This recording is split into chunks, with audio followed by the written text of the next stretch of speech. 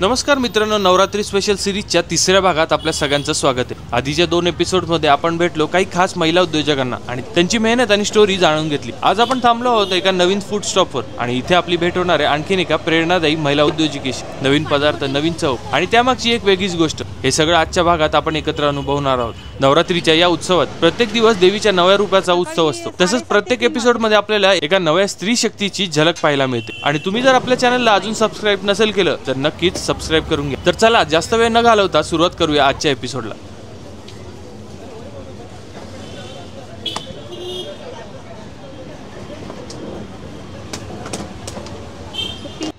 नमस्कार। नमस्कार।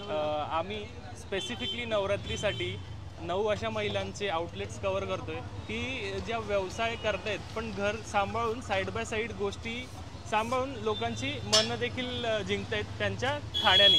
तर तुमचं नाव सांगा आणि तुमच्या स्टॉलमध्ये काय काय मिळतं आणि लोक कशा प्रकारे तुमच्या जेवणाचा आस्वाद घेत आहेत ते देखील सांगा। अच्छा, माझं नाव विजयश्री गुरव आहे।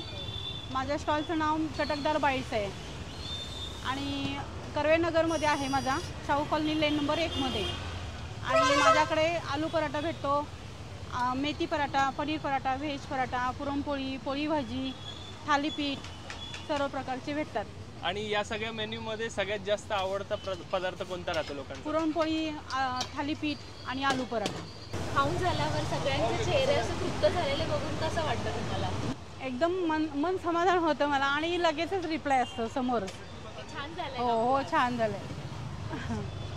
आणि आईच्या हातचं आठवण येते म्हणून बोलतात लगेच। हो। आणि प्राइस रेंज काय राहते? प्राइस आलू पराठा आहे 40, पुरणपोळी 40 आहे, थालीपीठ 50-40।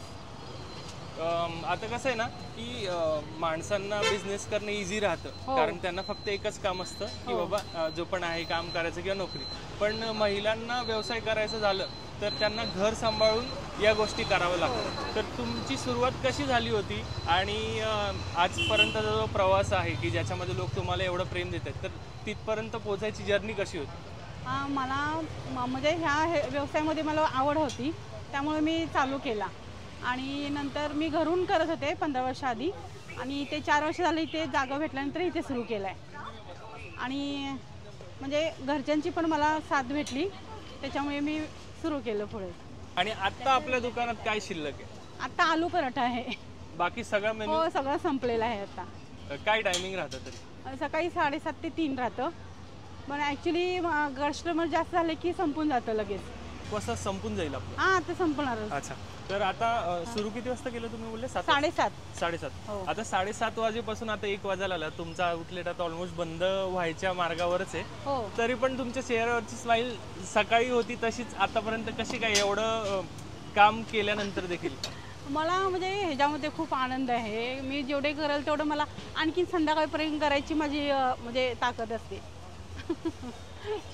तुमचा व्हिडिओ बघून म्हणजे ज्या स्त्री वर्ग किंवा महिला वर्ग जो तुमचा हा व्हिडिओ बघतायत, पण त्यांना पण काहीतरी असं करायची इच्छा आहे पण काही सर्कमस्टॅन्सेसमुळे करायला भेटत नाही, त्यांना तुम्ही काय सांगू शकता? हां, मी बरेच महिला नाही का येतात माझ्याकडे, मग तुम्ही कसं सुरू केलं, कसं काय विचारतात। मग मी सांगते असं केलं, तुम्ही पण असं ह्यातून सुरुवात करा।